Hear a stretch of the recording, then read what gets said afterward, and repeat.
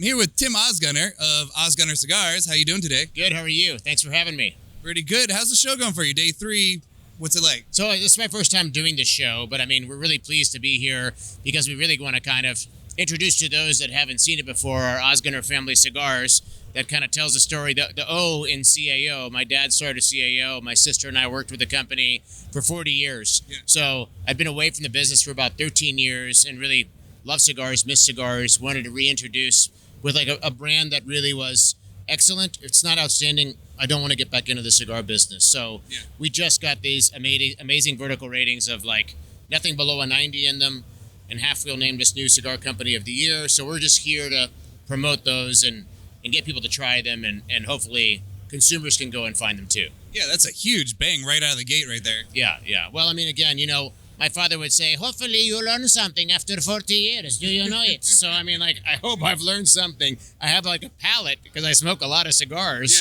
Yeah. And, I also cook a lot. And I'm into, like, the different spices and the different tobaccos you use to make a blend. Yeah. There's a lot of parallels between cooking and blending a cigar or being able to taste a cigar. Yes. You know what I mean? So I feel like, honestly, that this cigar here, I could put up against any cigar in the world, and it is outstanding. My friend Ernesto Perez Carrillo is making it for us, and it's just wonderful. I encourage like everybody to pick one up and try it.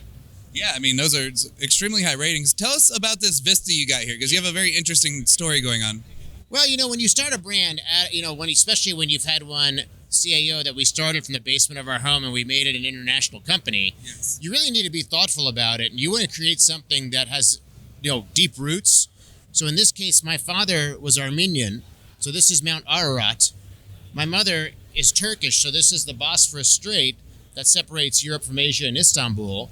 And, Turks and Armenians have a tense history. Yes. But they met in New York City going to college, and they fell in love over shared interests of like working hard, education, reputation, arts and culture, and then they eloped to Tennessee, where we started CAO. So it's really a story about if a Turk and Armenian can get along and be married for 55 years, we can all get along over a cigar, right? So That's the brand kind of story and message. It's a story of kind of like how do you achieve the American dream and what's important to you and what are like from a moralistic and values point of view too. Did your mom smoke cigars? No. Just wondering, like, it's like you said, there's that tense history there, and we're like, cigars can cure anything.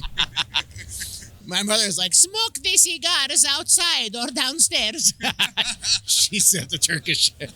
But she was an educator, right? So she taught early childhood development, and she thought it was really important for children to have creativity in their lives. So I always was kind of raised with like doing stuff creatively. Yeah. And that helps with, I think, thinking outside the box. So in Nashville, where we used to have CAO distribution, we turned that into an art center called Oz Arts Nashville that brings in contemporary performing arts, like international artists, local artists, and we connect them to kids that have had their arts programming taken away from them because a lot of them are from the lowest income areas where they don't have the money to fund arts programming. Yeah. So we do that also. Wow. Yeah. And that's not the only charity you do. Well, I mean, like we've been pretty like that. That is like starting a nonprofit from nothing. So that was a big kind of lift for me and for the family.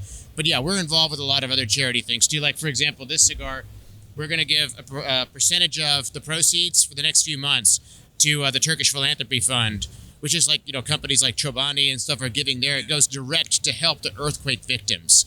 So since this cigar has a bit of a Turkish background in it and part of the story, we thought it was appropriate to do this, and it was the least that we could do. So you're right about that. Very, very good comment. Yes. Yeah, no, I mean, it seems like you guys got a lot going on. You have a long history in cigars. This is your first year on the market, correct? Yeah, pretty much. I mean, we launched it in July, started shipping it in August. So yeah, I mean, it's fun. We have another one that we're working on. This one is called the Bosphorus blend. It goes to like my mother's side. My father's side, the Armenian side, we're cooking up something with that we're going to launch hopefully at the end of next month. All right. Are you going to grow tobacco in Armenia? Listen, if it's good, Yes. we will look at it. Yes. At CAO, we used 40 different types of tobacco from 21 different countries, right? So, Wow. yeah, so Nicaragua would have 4 different regions, but Cameroon would have 1. But as long as it's quality, we will look at it and consider it, but it has to be just, it has to taste good. Yeah. What was the craziest region you used tobacco from? I mean, probably from my perspective, it was Italy. There was a Benevento region in Italy that was between Rome and Naples, and we used filler tobaccos that we used in a blend called CAO Italia. So we wanted wrapper, but there was no wrapper that was... It just didn't meet the... Didn't, right. And, actually, the fillers on their own are pretty linear, but when you blend around them, it depends on how you blend around them and what gets highlighted out of it. So... that comes to mind when you say that as like the most unusual, but I thought Colombia was unusual, but now I see Colombia more omnipresent. Yeah. But probably now I would say for a long field it might have been Benevento from Italy. I don't think I've tried either Colombian or Italian tobacco yet. Yeah. I mean, we blended a lot with Brazilian tobacco. We used Matafina on a Sopranos edition we did for the HBO show. Oh, really? Yeah. We did our Brasilia cigar. We use Arapiraca wrapper from Brazil, which traditionally they would use as like twist in like a rope, put it in a barrel, and they would slice it off with a knife and use it for chew in Brazil. Wow. Yeah. That's very interesting. Yeah, but we wanted to use it for wrapper, so it's like kind of a thin... Kind of like the people in Colombia, like they just chew on the coca leaf and walk around like that. They probably walk around going, I am con Julio. Fantastic. Well, congratulations on the super high ratings. I'm very excited to see what your company brings to PCA. Or do you have anything else you might be coming out with soon? I mean, really, the only one I was going to mention is the one that is the extension around my father's background. That's coming up next. And then we're working on some stuff, unique items for the PCA, too. So, Fantastic. We're looking forward to seeing you there. No, thank you very much. Thank you very much, Pleasure Tim. meeting you. You too. Likewise. Thank you.